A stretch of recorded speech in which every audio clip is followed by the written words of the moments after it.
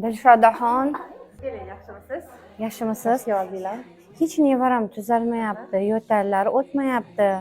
O'shanga hijomani tavsiya qilishgan edi, sizni izlab keldim. Keling, hozir konsultatsiya qilib olamiz inshaalloh. Kuz bilan qish viruslar oyi, ya'ni bu degani shamollashlar oyi hisoblanadi.